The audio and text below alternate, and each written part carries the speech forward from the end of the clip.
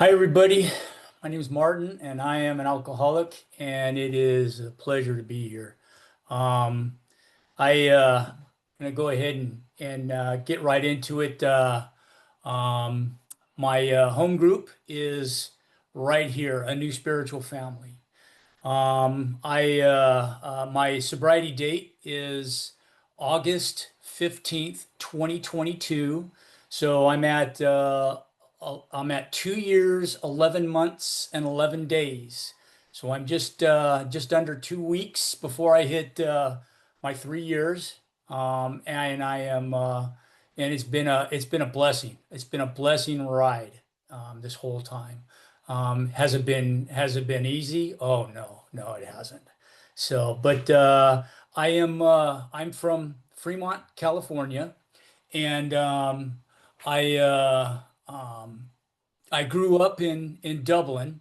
Went to Dublin High, and I'm going to try not to spend a lot of time on my past because a really big part of my story is around 2014, 2015 when I started getting my DUIs.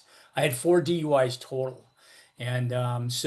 But first off, I grew up in Dublin, and one of the things for me is that it is such a big important aspect in my recovery was coming to find out the understanding of where I began to go wrong. Growing up, I had a problem dealing with communicating with people, with kids. You know, it's hard enough growing up as a kid, just trying to get justified and trying to find friends and just talking with girls and I mean all that stuff. It was hard enough for me as is, and then all of a sudden it was the beginning of what really developed into a nightmare for me throughout my whole childhood, high school, and young adult years. It had even sent me into criminal behavior. So one of the things for me is I had an inability to create meaningful relationships, and I could only watch people as other kids as they were witty. They were able to debate good. They knew what to say to girls, and I wanted that. I resented the fact that I didn't have that. And so one of the things for me is that's really how my defects of character began, my fears began, my resentments began. And for me, one of the things is that it started on nightly tormenting myself in my head, constantly trying to come up with what am I going to say to this guy? What am I going to say to that lady? What am I going to do to be the person in the conversation, the person in this person's life, to be this person's best friend, to say the right thing to this lady, and it's all that mattered to me. So one of the things that this whole situation of inability to create a meaningful life, what it generated in me was self-pity, dishonest, and self-seeking motives. That was how my whole life, as I went into high school, as I went into the military, as I went into my young adult life, that's how the only way I could try to gain any type of relationship. That's what I thought a meaningful relationship was the way that I could gain the advantage, be liked. And so it was such a way that left me away from God, because I really wasn't into God at that time. But one of the things is that it just drove me into my own ego, my own defects of character, and all I cared about was getting what I could get. And what eventually happened is that while I was in the military, one of the things for me is that I was over in Germany for a couple years, and it's really big. The drugs and alcohol over there are really big, and I really got into the drugs and alcohol aspect over there because that was what I had found early in my problems in high school. In high school, one of the things that I found out is for the very first time when I left, because I had so many things going on, is I jumped in this car with some friends of mine for the very first time. I cut class and we smoked pot and we were drinking. And then all of a sudden, it just took me away. It solved all my problems. I didn't have to think about all the different girlfriends. I didn't have to think about schoolwork. I didn't have to think about dealing with all the people there. I didn't have to deal with any of that. I had found out what it was that was going to help me through any of that stuff. And it was drugs and alcohol. And so for me is when I was in the military over in Germany, that's all there was over there for us back over there. I mean, besides trying to drive a 62-ton tank, and shooting 105 millimeter rounds, I mean, other than that, I mean, that was about it. It was all about you know, drinking. And the alcohol content over there in Germany was just skyrocketed above America. But so the same thing followed suit while I was in the military. The same thing followed suit when I got out of the military, when I got back to the States, when I got back into getting work and so on. I was not able to gain meaningful relationships. All I cared about was gaining what do you call it, momentum, or trying to get the advantage. That's all that mattered to me. Just trying to get the advantage over whoever it was I was with, whether it was self-seeking, dishonest motives. It didn't matter. That was how I viewed a meaningful relationship. And it led me to the wrong people. It led me into the drug crowds, and it led me eventually into criminal activities. And one of the things for me is I got myself caught here in California in the in and out, the elevator. I was in, I was out, I was in, I was out. I got four prison numbers. And so one of the things, actually two jail numbers and four prison numbers, but two of the prison numbers have to deal with my DUIs later on in life. But it didn't matter because I was in and out of jail, in and out of prison. It didn't matter because it was all based on criminal, on using, drinking, getting advantage of whoever I could take advantage of, and that is how I understood how my defects of character led me into all of this stuff. And it was an amazing find for me. Step four blew me freaking away when I actually came to understand all of this. Taking my way um, further off into the 2000s. I don't know how I was able to get away from the drug scene, but I did. I think one of the big reasons is that I really got into the family. I had met Margaret, and she had already had three daughters. You could see them right here. One of them I raised from when she was 5 years old, Veronica. But the thing is that I had gotten away from the drug scene. I don't know how I did it, but I did it. But the thing is I replaced it with alcohol. Oh my God, I replaced it with alcohol and it just never stopped.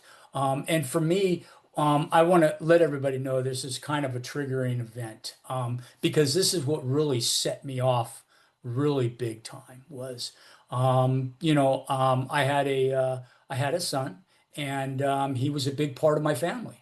And during a 5 year period, from about 2002 to about 2006, 2007, 5 year period, Margaret and myself, we lost seven people in our family, seven people over a period of 5 years. Um, and with me, it was my uncle, who was almost like a father to me. My grandfather out in Mississippi during right after Katrina hit, and my father died after it was either three or four bouts of cirrhosis of the liver. I'm not sure. It was a terrible scene. And one of the things for me is what ended it all was the loss of my son, my 16-year-old son. After that, I really didn't have much left. It was like going through so much. I just didn't have anything left. The only thing I had was the drink. And it's not like the fact that Margaret, she went through all the same. She's a normie. She went through all the same as I did. My daughters went through all the same that I did. But they're normies. They didn't deal with it the same way I did. I just drank and drank and drank. I had a reason to drink. I had cause. I had cause to drink. I could drink as much as I want. It didn't matter to me, because of my loss. And so for me, for the next 10 years, it was all about separating myself from the family. It was all about drinking on the couch. I kept going to work, had to go to work, had to pay bills. So I made it to work. A lot of times my work ethics were just shot because I'd wake up drunk every single morning. I'd wake up still drunk, going to work, driving, knowing that I was still drunk. And for me, one of the things is after about 10 years, it got to a point where it just was so bad. I was there was times where I was even spend close, 6 months, sometimes even a year on the couch by myself. I didn't care. I had no hope. I lost all hope. I didn't care until about it was 2014, 2015. And this is where I want to spend a lot of my time because this time is what changed me. 2014, 2015, I had a 70 mile an hour head-on collision. I had the ability after my wife started take coming to the bar and taking my keys, and she found my stash at home, and I didn't have peace to drink. I needed peace. And then all of a sudden I realized, well, I was running a trucking company. I had 17 big rigs. I'm in my own office. I'm running the company. I'm the boss. I can drink at work. Oh, who figured? So sure enough, I started drinking at work.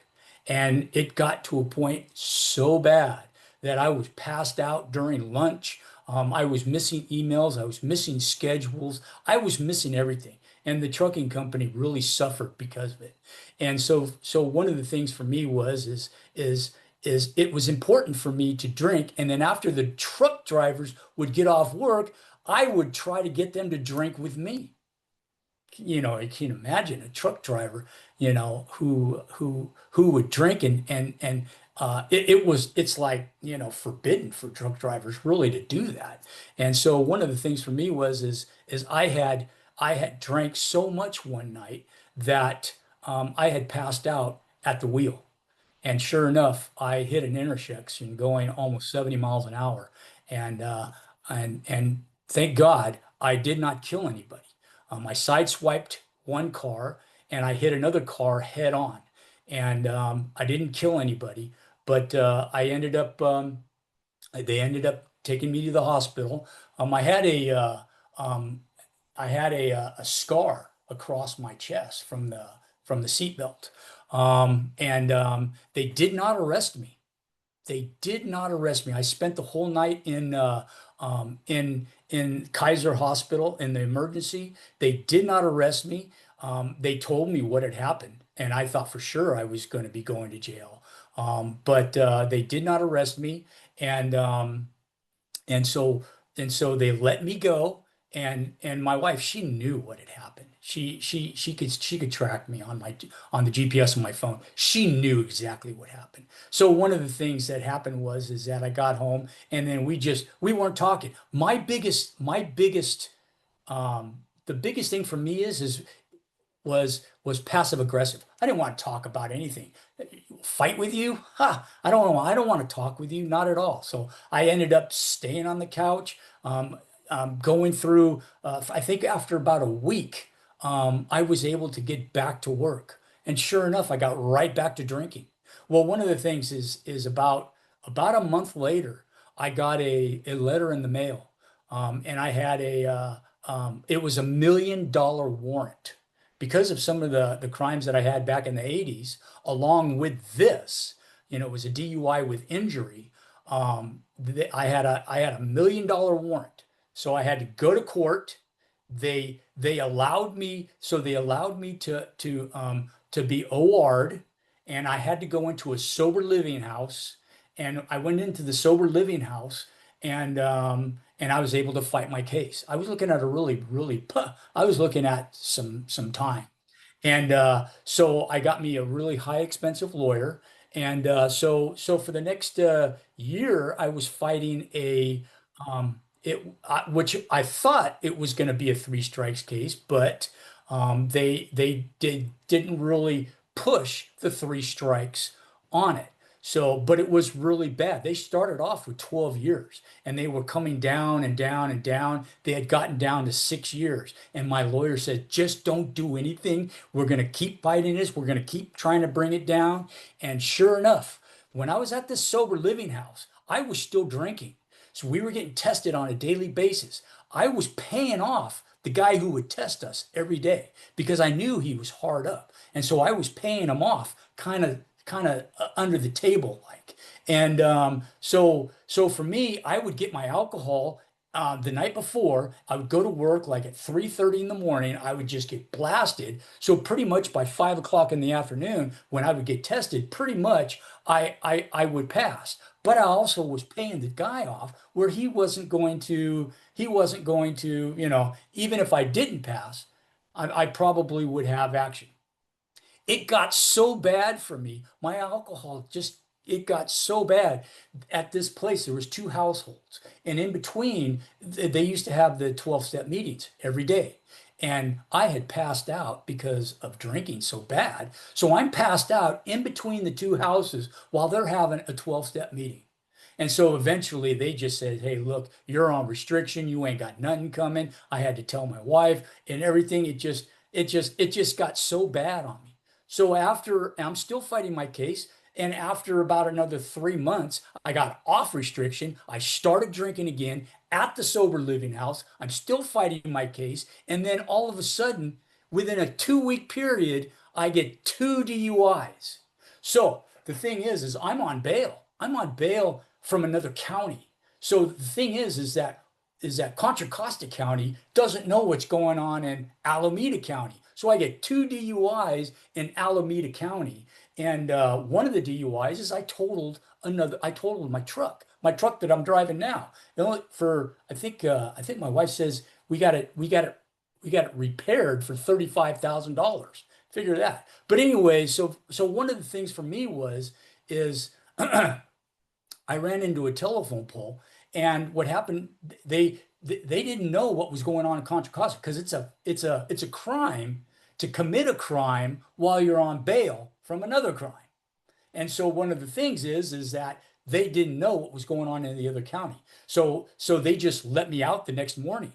And then 2 weeks later, I got another DUI where I got pulled over in my Mustang, and so they let me out the next morning. So I had two DUIs now. So I had to tell my lawyer. So I told my lawyer I got two DUIs, and he goes, "Oh my God, I just got that." They brought it down they brought my DUI with injury down from 12 years to 6 years, and now all of a sudden now I get two more DUIs, and he's just going, "Oh my God, I can't believe it." And so he says, "All right, this is what we have to do is what we're going to do is we're going to plea out the two DUIs, and then you're going to take the deal, the 6 year deal, before they find out what's happening." And so he comes into the other county. He pleads me out in the other two DUIs, and then all of a sudden, what happens is that I have to take the deal, the 6 year deal. So I get 6 years in prison on a DUI with injury, and in California, it's a nonviolent. They considered it a nonviolent, so I only did 3 years on the 6 years and got out. Well, here in this is where I was really introduced to the 12-step program. And at that time, they were starting to let lifers out. And in order for a lifer to go out, he has to go up to the committee. He has to present what we in AA know of is a fourth step. And psychiatrists reply to it. would refer to it as the psychoanalytical therapy, but basically it's going into your past, finding out where everything went wrong, what led you to your life crime, and so on. So for me, I'm going to AA meetings, I'm going to NA meetings, I'm going to Criminal and Gangs Anonymous, and I'm going to programs such as Awakening, and I'm doing my fourth step like 7 freaking times. So I became aware of my past. I became so aware of my past. I even wrote a 27-page report on my whole freaking life, identifying all of my defects of character and everything. You don't have to do that in step 4. I just had the time to do that. But the thing was, is that while I was doing my 12 steps is I was doing a dishonest program. You know, and I believe in God. I'm a Christian, and I didn't understand. I didn't understand recovery and how a higher power and your recovery work together. I didn't understand that. So during this process of going through the 12 steps, I took step 2, 3, steps 5, 6, 7, and 11. I took them for granted. I believe in God, no big deal. I just bypassed. We were going through these steps pretty much as a classroom setting. I had a spiritual advisor, but he was going through. He was a lifer, so he was trying to get out. So he was focused on step 4, like big time. So there was a lot of bias, but kind of going through the steps. So one of the things for me is I wasn't going to tell anybody on step 5. I wasn't going to tell anybody in prison anything, nothing. I wasn't going to tell anybody anything. So my program was dishonest, and it lacked a higher power, and so my whole program was weak, very weak. And my amends process was all it was not direct. It was all indirect. That's how I approached it all. So my program was pretty much non-existent program. When I got out of prison, I dropped the Bible, I dropped AA, I dropped everything. And one of the things for me is that I began to become a dry drunk. I began to white knuckle it because I didn't have the tools to deal with life. I didn't have the tools to deal with anything, and I'm not drinking. So I was getting this what I thought was self-pity from my family. Oh, well, Martin, he can't drink, so let's take care of him and do this. Well, you know what, man? Screw you. That's how I felt about my family trying to help me out. Is the self-pity, and it was all the anger that was building up inside of me. I didn't know how to deal with it because I was white knuckling. I didn't have a program to support me. And so all of a sudden, what happened is I started running into some difficult situations with my relationship with my wife. We separated. And then all of a sudden, I relapsed. That was it. And that's all it took. When I relapsed, it sent me back into a state of being trapped, just like before I got in my 70-mile-an-hour head-on collision. I could not stop drinking. When I drank, it's like I'm drinking a half a pint, a full pint, 80 proof, 100 proof. It's like I couldn't fathom anything. I just, trying to change, couldn't do it. I could not do it. And so for me, I was trapped every morning waking up. I'm getting ready to go to work. I'm telling myself I'm not going to drink. By 2 o'clock in the afternoon, when I'm coming home, I'm turning my GPS off. I'm going into the liquor store and I'm getting more alcohol. That's it. I didn't care. And so for me, one of the things is I got my fourth DUI. That was it. I got my fourth DUI. I'm in jail, right? I'm in county jail, and I'm going, that's it. I am never seeing the light of day again. Never, never again. And I have no idea why, but they let me out. They let me out, and they says you're going to be, and they didn't say house arrest at first, but I got another lawyer, and he because I was in a different county, a third county.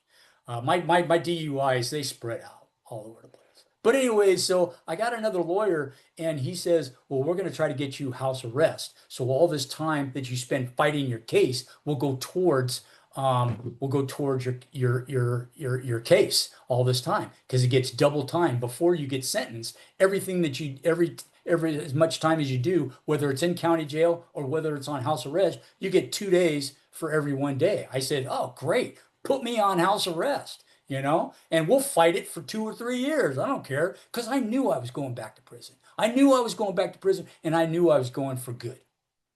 So here I am, a fourth DUI. I'm on house arrest. I got dualies. I call them dualies because I had a GPS on one ankle and an alcohol monitor on the other ankle. And then I showed up to a group, which is this group, but it was on a previous group. And I was pissed. I was so freaking angry, so mad. It was like I was just ready to explode. And as soon as they say, as soon I put my hand up, and as soon as they say, Martin, your turn to speak, I blew up. That was it. I tell everybody right there, I'm so freaking pissed off. I don't want to be here. If the judge would overturn my case, I would cut these dang things off and I'd go straight to the liquor store. There's people in this room right now that used to listen to that. They used to listen to that. I was pissed off every single day. And it was like they probably thought I was a bomber or something. I was so angry. I was so pissed off, so angry. I was so angry because I put myself back into that situation again. Back into that situation again. I couldn't believe it.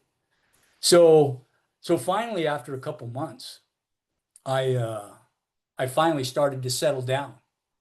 And so what I decided I wanted to do is I finally decided I wasn't really listening, but I wanted to fix myself. I wanted to get fixed before I went back into prison. That was my thoughts. So let's go ahead and do this. I've got to do this. And so I went ahead and that's what I ended up doing. And so what happened is I got into this program. Talk about doing it honestly this time, desperately. I didn't really think about what my options were according to my criminal case. But what I began to do is I was doing probably 5 or 6, 7 AA meetings a day, getting verifications. I was seeing a psychiatrist once a month. Actually, at that time when I first started, twice a month. I was going to IOP classes. I was required to, as a condition of being released from county jail. I was doing IOP class 3 times a week. And what happened is I was able to do my California DUI class, start working on getting my license back. I haven't even been convicted, and I'm starting to work on getting my license back. Figure that. So I'm doing all these things, and the love of this group, man, I was getting character letters left and right. Um, there was uh, um, there was some people in this group that are not here anymore, that really helped me out. But one of the things is I began to to to do what I needed to do, and one of the things is I needed a sponsor. I needed a good sponsor, and boy, I tell you, I never picked a better sponsor in my life. This guy, his name is Brian. He's about an hour and a half from my house. And the first thing that he told me, the first thing he says that this is a program of action. Action, action, action. What? I'm not gonna read a bunch of stuff and learn a bunch of stuff and maybe write some stuff down. He says, no, this is a program of action. And that's all I ever heard from him was action, action, action. And this guy, he's got 34, 35 years, just had 35 years. Um, this guy was a blessing that came into my life. And so I eventually got into this program. And I was honest about everything that I did. And there was a lot of turning points in this journey of mine. And a couple of them, one of the biggest ones for me was is is is trying to bring together my higher power in recovery. And I knew that's what I needed to do because before I had my belief over here and I got my recovery over here, and it's such a spiritual program. I didn't understand. I'm trying to figure out, what's the will of God? How am I tying all this together? And one of the things that really helped me was the principles. And when I began to understand the principles, that these 12 steps are a set of principles and they're a guide to life. And when I figured that, well, these are principles. These 12 steps are actually principles. And I come to understand what these principles were. I go, well, these principles are the same thing as the fruitages of the Spirit from my higher power, who I choose to call God. So there's kind of a good orderly direction kind of going on here. And so for me, what I began to do is my sponsor really focused on the fact by applying these principles in your life, right? Don't just learn about them and talking to me, apply them in your life. And the first one obviously is honesty. Honesty. Who is the biggest liar in this room? Me, the biggest liar, the biggest fraud. I was the biggest fraud there was. And so for me to practice honesty in my everyday life, that was probably starting off as the biggest and the toughest part of my recovery was the honesty. And so as I began, what blew me away is it worked. I didn't understand recovery, but when I started to apply honesty in my life, it was like, well, I didn't have to cover up for this lie with this lie, and I didn't have to cover up for that lie with another lie. It was like the honesty thing began to work for me. And so when I began to understand the principal concept that it was actually working for me, and this principal concept was for my higher power, then as my sponsor was helping me to tie the strength that I would draw off my higher power through the principles, that was how I tied everything together. Oh my God. It was like a key for me. It was incredible on what helped me to begin to bridge the gap. And as I began to and as I began, and one of my favorite steps is step two, came to believe a power greater than myself could restore me to sanity. Not the insane things I used to do while I was drinking, right? This was the insane things I used to do while I wasn't drinking. When I wasn't drinking, all I was thinking about was drinking or using. It didn't matter.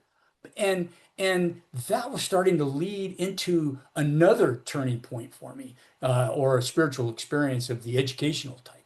And so for me is that once I began to really move forward with the principle concept, and tying my higher power and the recovery together, I began to keep hearing this understanding of spiritual malady, this mental obsession, and this physical allergy. And I kept hearing this about the definition of alcoholism, the definition of addiction. And I wasn't quite sure where this was coming from. But then all of a sudden, when I began to research it and look for it, my sponsor helped me with a few articles. I started looking into it a little bit more, some parts in the big book that really was bringing it out. All of a sudden, I come to understand what spiritual malady was all about. I began to understand that spiritual malady was the spiritual sickness within my heart. It was that problem that I had from the time I was growing up. Can you figure that out? I couldn't believe it was like, and the big book states that if the spiritual malady is healed, the mental obsession and the physical allergy are non-existent, they go away. And it happened. It freaking happened. When I began to apply these steps in my everyday life, go through these steps, change began to happen in my life. Not only the change that allowed me to stand with my peers, the integrity, the courage, the responsibility. Not only did that happen, but the fact is, and the strength and the purpose that I had with my higher power. But then all of a sudden, I felt okay in here. It was like, whatever was said over here or over, I didn't care. I had purpose. I had understanding. There was something that was changing me. That psychic change that they were talking about. That within myself, I began to feel that I was okay. And that I was okay, that I didn't have to perceive something a different way, which was a great thing. You hear about the acceptance all the time, page 417. Well, one of the things that I focus on is page 419, where it talks about our lenses and our glasses are upside down. For me, my sponsor taught me that this was a disease of perception. This was a disease on how I looked at things. And for me is when I began to read page 419, it was like I began to understand that the way I look at things is a huge, huge difference.